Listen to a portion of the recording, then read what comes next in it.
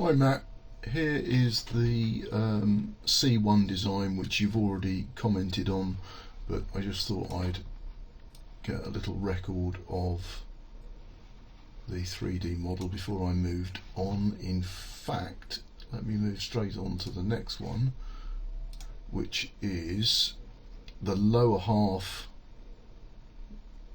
with your feedback implemented. So I'll send you some screen grabs of this as well. Let's just zoom in a little bit more, and then I'm going to build the top half in the matte white colour, the light colour.